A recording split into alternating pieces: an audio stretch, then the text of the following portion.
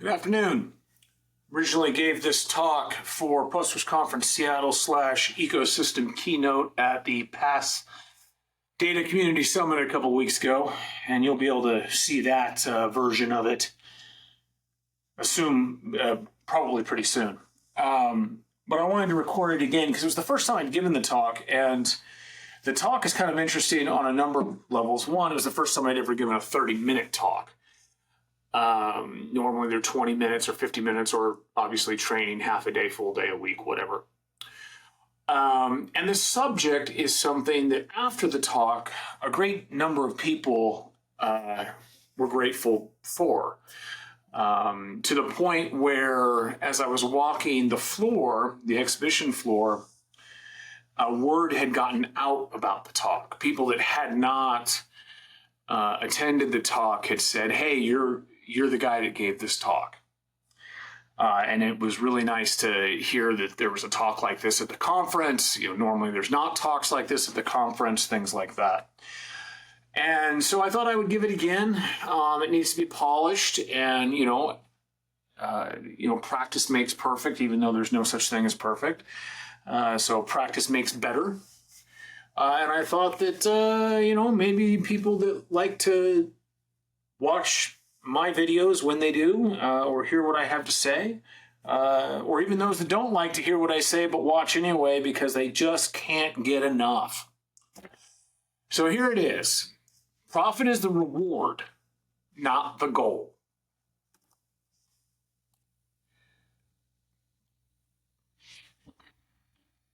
So who am I? I'm JD. I am partner to an amazing CEO, Amanda Nystrom. She is the CEO of Command Prompt Incorporated, of which I am the founder. Over the years, she's been with the company for over a decade-ish, over a decade now. Over the years, it became very apparent that her gifts in terms of CEO are much better than mine. I'm very good at vision, strategy, wordsmithing, where she is very good at something I'm terrible at, which is details, being patient with people, leadership, and really driving the company forward. I am the founder of United States PostgreSQL and Postgres Conference. We've got our big conference coming up here in Orlando in March 18th through the 21st. Call for papers is open, and yes, that is a non-profit conference. It's not run by Command Prompt. While we do contribute a lot of time to it, we have teams of people. In fact, just this afternoon, we're going to have an open community meeting to hear what sponsor speakers and attendees are looking for in the conference this year. And of course, I am also founder of Command Prompt Inc. We are the oldest Postgres and services provider in North America. We're older than, the private equity firm-driven firms. We're older than the international firms. Everybody else has either gone out of business or been acquired or changed their direction. If you are looking for Postgres support, services, engineering, anytime, anywhere, we are the firm. And what makes us particularly useful for North America is that we do have actual US-based staff. So regulated industry is something that we can work in. But we're not limited to that, and that's not even actually our target. It just so happens that it happens to be a market that we're in because we have US-based staff as well as global-based staff. And I am a schoolie owner, a traveler, and adventurer. And this QR code, this will take you to my LinkedIn page if you'd like to follow me. I do post on occasion. There are things out there that I want to talk about, and hopefully it's of interest to others. And let's move on. As an adventurer, here's Schoolies. The one in the middle here, that is Intrepidus, which is Latin for fearless.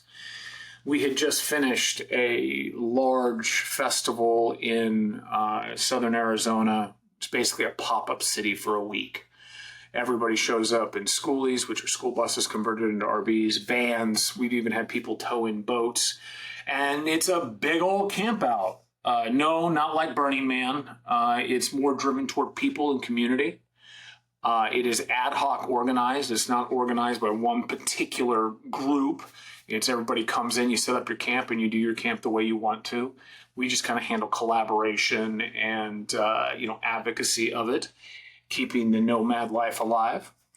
On the left is what was welcome camp, but not at the festival. That was when we left the festival because we were exhausted and we wanted some time to enjoy each other. And then to the right is one of three of our French bulldogs, Moose. Moose is a fantastic animal. We call him Moose because he's only a 30-pound bulldog, but he thinks he's a 75-pound bulldog, and he will use his body like a larger dog to achieve his end goals with wrestling with the other ones. So let's take a moment here. We all lead busy lives. And it's important to take time to remember what really matters. So in here, what is the most important thing in this great creation to you? And why do I say great creation? It's because nobody knows. We don't know. Nobody. I don't care what they say. They don't know if there's a higher power or not. I believe there's a higher power. Other people believe there's different higher powers than I believe that are a higher power. Some people don't believe in a higher power. I find that view unfortunate, but that doesn't mean that they can't accept this, which is that the earth is a great creation, no matter how it came about. We have some of the most amazing things happen on this. If you think about what the earth really provides to us, we are a part of it. This great creation, whether it's a city like New York or whether it is, Yellowstone or the deserts of Arizona or the great, caldera of New Mexico or, Yosemite or Mount Rainier National Park, it doesn't matter.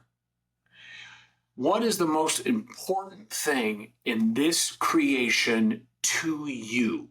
When you close your eyes and you think to yourself, what is the one thing, whatever that thing is, a person, a pet, a hobby, a gift, what is it that is most important to you? For me, it's freedom. And there are varying levels of freedom. Of course. But for me, it's because of 30 years of work. I lead a relatively free life. I can't be fired. I can lose clients, of course. But that's actually one of the reasons why, Amanda is the CEO, is so we don't lose clients. But I can't be fired. I don't worry about whether or not I'm going to have a good relationship because I have a great relationship, and it's a lot of work. Having the freedom to travel, even though I can't always, say fly first class, I can always jump in the bus and go up to the mountains. The freedom to make a decision that's deterministic about my life, which is also, and that's a great privilege. I don't want to suggest that, somehow I quote unquote deserve this. It is something that I have earned, yes, but it is an earned privilege. And I hope that everyone reaches that level in their lives where the most important thing to them in the great creation is something that they receive. But there's an origin story here to this talk. This all began many years ago, and I don't know, 7, 8 years ago, something like that. And there was a gentleman who I have a lot of respect for, a whole lot of respect for. We were at a conference, and their company was exhibiting, and Command Prompt was exhibiting. And I had just sent a potential client of ours to his company because his company would have been better at serving that client's needs. Could we have done it? Yes, absolutely. But we would have been more expensive, and we would have, although I think we would have done just as good a job, the lift would have been higher for the client. And so we sent him to this other company, and I don't know if it worked out for them or not, honestly. But something happened with this other company. Later in the day or later in the week or whatever it was, I was walking by and I heard one of the founders of this company say to another company, "Why would I help you? You're the competition." And it really stuck with me because, first off, there's always business to be had in this world. Always. It may not be very profitable. It may be work that you don't want. It may be work that you really don't want, right? I mean, if command prompt tomorrow, for some reason, all of a sudden I had to sweep floors to make payroll, I'm going to sweep floors, period. Because I got people that rely on me to feed their families. But that's not work I want to do, certainly. But that being said, there's so much availability to make life better for people. The idea that somehow a competitor is an enemy. A competitor is not an enemy. A competitor is someone who is out there trying to do the same thing you're doing. They're trying to feed their families. They're trying to feed their team members' families. They're trying to, make a living for themselves. They're trying to make a living for themselves that's above potentially what they're already at. But that doesn't make them an enemy. So why wouldn't you help them? And even better, if you think about this story, more than once I have helped a competitor only for it to turn into something bigger, more profitable in the end. You have to be able to think farther than here, because that doesn't teach you anything and that doesn't gain you anything. So the next time you think to yourself, there's no way I'm helping them, they're our competitor, think about what kind of person you're becoming. So here's a disclaimer. Obviously, the title of this talk is Profit is the Reward, not the Goal. I love profit. Profit is fantastic.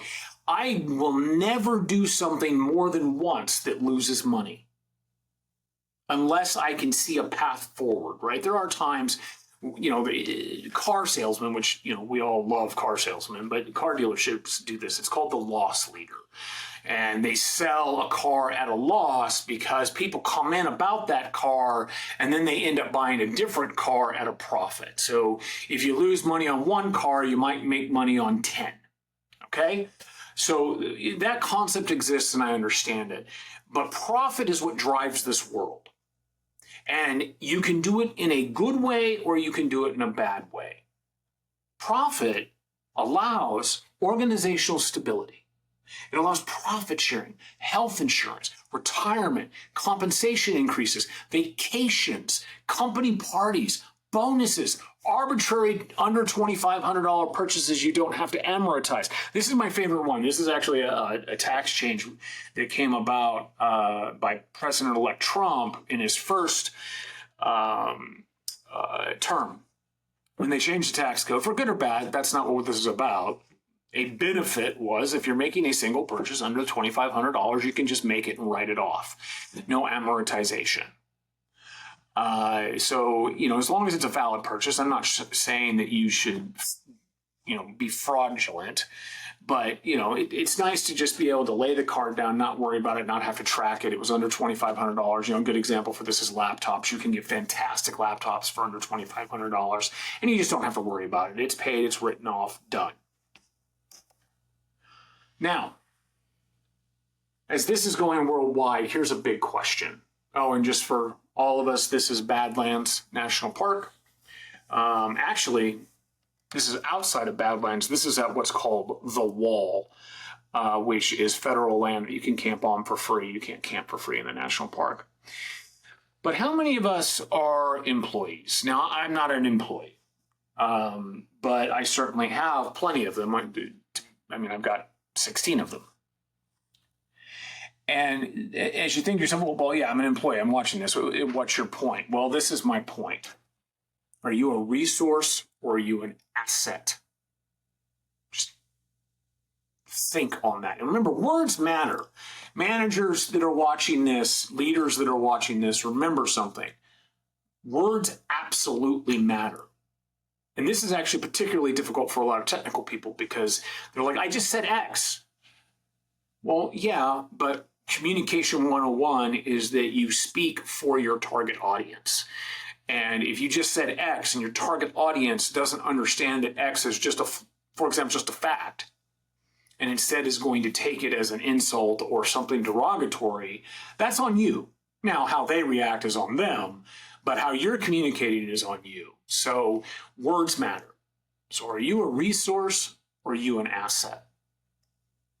Resources versus assets. Okay? Resources, a stock or supply of money, materials, staff, and other assets that can be drawn on by a person or organization in order to function effectively. Resources deplete over time and must be replaced. You see it time and time again. Look at the large companies that will beef up their staff for no reason other than to make sure a competitor doesn't have that staff. You are a resource. You are depleted over time and must be replaced. Now, you're replaced in different ways. You might be replaced by an H-1B. And for those that say that doesn't happen, I know people that it's happened directly to. It does happen. You might be replaced by less debt. Right? That's what recently happened over 2023 and 2024 with the mass layoffs from a lot of the FANG companies, was that as interest rates rose, the cost of the quote-unquote resource was too much. So they let them go to become quote-unquote more efficient or better align with the synergies of the current market. No, that's not what it was. It was they fattened themselves up for a hard winter because they're assuming a hard winter is coming. So they're just going to let all those resources go because they're not assets, they're resources. Let's talk about assets. A useful, valuable thing, person, or quality. Assets increase in value and effectiveness. We invest in the stock market. Why? Because over time, hopefully, your money, your asset grows. You invest in a home because over time, well, first you need a place to live, but over time, in theory, hopefully the value of that home increases. Generally speaking, that's true, even if it's not an asset that can easily be drawn on. So when you think about people, when you think about an employee, they're an asset. If they are doing their job, they're making your job better. Not necessarily easier, but better. And that means they are an asset. You must invest in them. That's how they grow. And assets that grow become highly effective. And there is nothing more powerful than a loyal asset / employee. So how many managers? Managers in the house, obviously we're not in a house. Well, actually we are in a house. There's none in this house right now. Just me spouting off my ideas and thoughts. But those of you who are managers, I have a question for you. Are you a boss or a leader? There's a big difference. Boss. A person who is in charge of a worker group or organization. Also giving someone orders in a domineering manner. Get it done. Why isn't it done? What's your problem? Susie said, you're not good enough. If you're a boss, you are the reason your organization or your group or your workers are not succeeding. That doesn't mean that your employees don't have responsibility, but their own responsibility to perform. They absolutely do. And employees, if you think you don't, you're a terrible employee. You have a responsibility. But here's the thing. Bosses destroy teams. Bosses destroy effective organizations. A boss is largely ineffective over time. All they do is consume resources instead of cultivating assets. Think about this. Everything that is productive in this great creation must be cultivated. Your skills. You can have a talent, But without cultivating the skill around that talent, you will never be as effective as you were when you started. Practice makes perfect. Again, no such thing as perfect. In fact, perfect is an enemy. It's the enemy of good enough. But that's the deal. Gardening. You have to cultivate your garden. You have to take care of it because when you garden, you are building you're building a resource with a garden. But you still have to invest in it so that that resource becomes an asset to feed you. Building a house, a relationship, whatever it is, you are ineffective if you are a boss. You might, you sit there, no. Put your ego on the table. You don't impress me. Bosses are ego-driven. They are driven by the need to be validated and have authority over others. So ask yourself, and remember, words matter. Maybe you think of yourself as a boss, but you don't act like that. Maybe you act differently. Stop thinking of yourself as a boss. Are you a leader? A leader is the person who leads or commands a group, organization, or country. Good leaders create an environment of inspiration. Now let's look at the definition of inspiration. The process of being mentally stimulated to do or feel something, especially to do something creative. What do you cultivate? Well, as a leader in a company, you're cultivating culture. You're cultivating your team so they can succeed. You're cultivating inspiration. What greater thing is there when you have a meeting and that meeting, even if it's like about a terrible thing, we lost these 5 clients, we screwed up this contract, it doesn't matter. If you look at it from, okay, we screwed up, leave the boss ego on the table, actually dump it in the trash because it's pointless and all you're doing is hurting yourself and others and likely even your family, because if you're a boss at the office, you're a boss at home and you are destroying people by being a boss. But a leader, think about it. All right, we screwed up. This is on me. Why is it on you? Because you're the leader. You failed in leadership.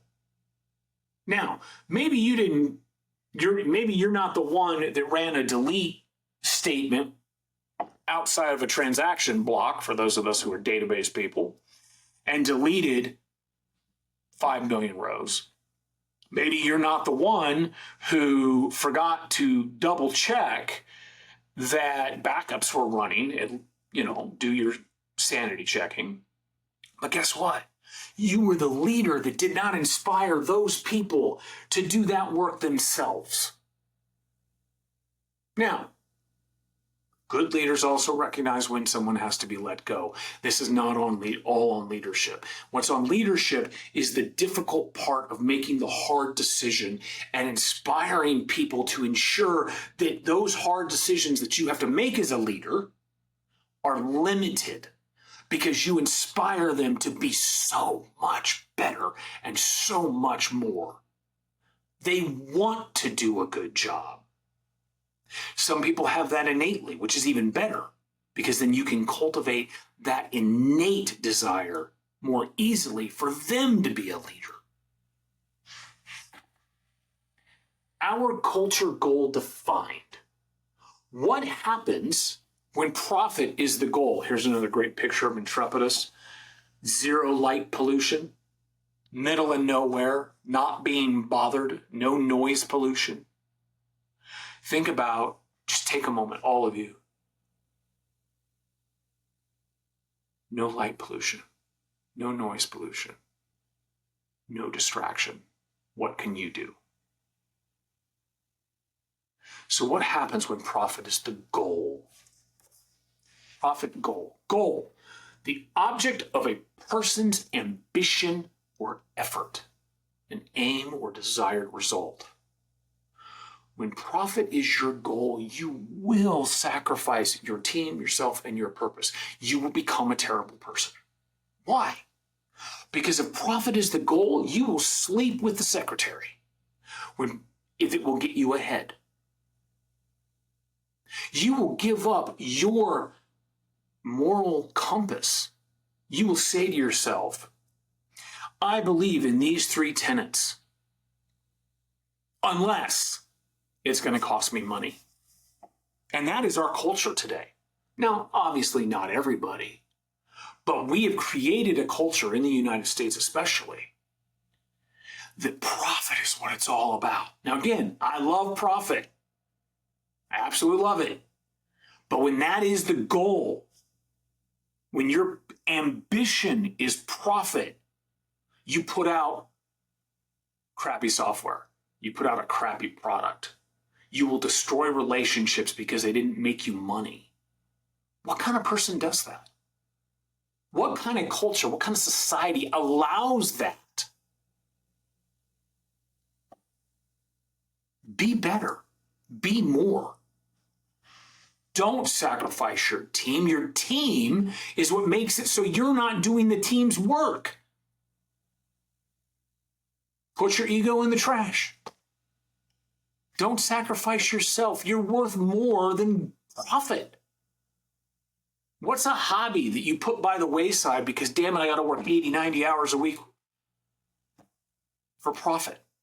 Remember, the profit as a goal is elusive as a whole. All new businesses, half of them fail within the first 5 years. Why? Because they're just trying to make money. They're not looking at the bigger picture. They're right here. Profit is the goal. And when profit is the goal, you lose your purpose. And purpose in life is more than money. But when it's the reward, what is a reward? A thing given in recognition of one's service, effort, or achievement. When profit is the reward, you will gain valuable assets, amazingly productive and loyal teams, health and well-being. How many people here have said to themselves, I lost my hair because of stress? Even though I actually know people that have, but generally speaking, that's not why a man loses his hair. But still, losing my hair because of stress. I put on weight because of stress. Blah, blah, blah, blah, blah. What is that stress being derived from? At least in your professional life. It's because your goal and your purpose is not derived from reward. You didn't earn it. Beating people and things and teams and competitors into the ground doesn't mean you earned it. It just means you were the bully. Purpose. Oh, man. There is no greater purpose than serving. Whether it be serving your partner, serving your children, serving your team, serving your country, serving your government, serving your nation. And I say those separately because they are kind of different. Serving your community, serving multiple communities, serving someone for the sake of serving someone. When was the last time you saw trash on the road and you pulled over and picked it up?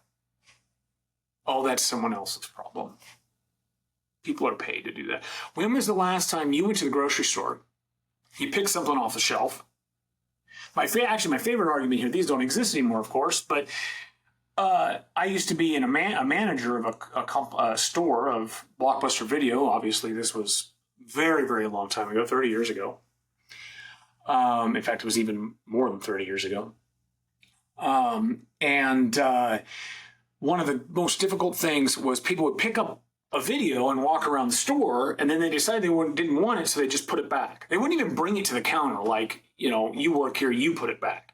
That would have been a step up. But these are the same people that are so lazy, so self-important, so ego-driven, they can't even return the shopping cart to the shopping cart corral. They just leave it, put it off to the side. I got to go. I got stuff to do. Reward for service is the most powerful thing you get. It is the most affirming thing to any human being. You might even not believe it. But just simple things. Amanda and I are partners, and one of the things she'll do is she will thank me for loading or unloading the dishwasher, specifically when I do it without being asked. And, I'm sure lots of guys do it without being asked, and I try. Sometimes I just don't even see it's there. Men will understand that. And I said to her at one point, you don't have to thank me. I'm trying to do my share. And she said, yes, I do. You're still doing it because if you don't do it, I have to do it. And that's that you're providing service to our relationship. So, take a moment, really. And just remember all those moments that you let pass by. Oh, someone else will do it. Well, just stop. Just pull over, pick up the piece of trash. If you can't. Now, look, we're not all perfect. And sometimes, yes, you really do have somewhere to be. Right? I get it. But when you have somewhere to be, ask yourself, does that 5 minutes really matter? Can you do it safely? Those types of things. There's nothing better when the profit isn't recognized. When you make money because you did a good job, when your client says to you, and we actually just had this happen. We had a client ask for a meeting, and we thought, oh man, they're going to be upset because it's been an expensive project. And it was an expensive project, but this client, we were upgrading them from like 9.3 all the way up to, 17. So there's testing and all this stuff. Postgres, by the way. And he had a meeting and he said, I want to start this meeting with this. You guys are awesome. The team member I don't want to name him because it might embarrass him. The team member you got doing this is awesome. We are not unhappy with your service in any way. That is a great thing to hear. And then he says, but how can we get these invoices to stop coming? And it's not that he was upset paying them. He was happy to pay them. It was a big project and it was getting very expensive. So that's actually, going back, that's actually a great sign of leadership. This client was like, how do I talk to them about a negative thing, which is we're expensive, right? I mean, if you don't have a support contract, we are a minimum of $250 an hour. That's expensive. I don't care what company you are, it's expensive. And we're worth it, just as a heads up. But, instead of being like, da, da, da, da, da, da, da, he's like, no, look, they're doing a great job. We just got to figure out how to wrap this up because, my leader is like, I'm getting a little tired of signing these checks. It's a great experience. And it was actually, it's very rewarding. You're like, oh, we're doing a great job and we're making lots of money for the company. Oh, yeah. Okay. So let's solve this problem together. But that's the deal. When profit is the reward, you will gain valuable assets, health and well-being, because you're not being a jerk, and purpose, because you realize that as recognition, it is given to you. You're not taking the recognition. You are being given the recognition because of your service. I have a 30-year career, longer than that if you incorporate my entrepreneurship. When I was 12, my first money-making gig was, I want money, and my parents said, then go earn it. Remember that, folks. Go earn it. And I'm not saying that's easy, okay? And I started a lawn mowing business, right? Borrowed a lawnmower from my uncle until I could afford to buy one. So for, I don't remember how long it was, 3 months or whatever, I mowed those lawns, saved all my money, and then I bought a lawnmower and gave my lawnmower back to my uncle in better condition in which he gave it to me. Remember that. That is how it should be done. If someone borrows something from you, or if you borrow something from somebody, you return it clean, you return it in working order, and you return it with grace. Every single individual, every single one, or company that I have partnered with, competed against, or conducted business with, who made profit that go over the reward has failed. They are gone. They do not exist. Now, the name may exist. Don't get me wrong. But they've either reverse merged, been bought out by private equity, still haven't figured out how to actually make a profit, or they don't exist. They just don't exist. And those people that were those bosses who valued resources over assets, ego and authority over leadership, are now either unemployed, retired, or they are no longer the bosses.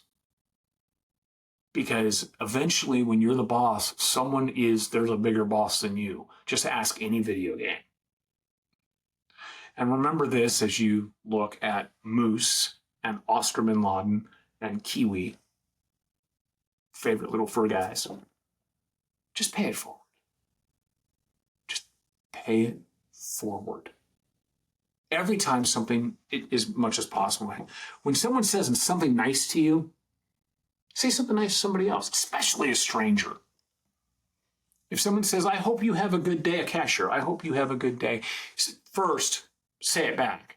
Second, as you're walking out the door and you see someone standing there, doing whatever, doing the clicker or, checking bags or whatever, thank them. Don't be irritated that they check your receipt at Walmart or Costco. Say, thank you for being here. Because they are actually making your life a little bit easier because they are doing a needed job. Just remember, pay it forward.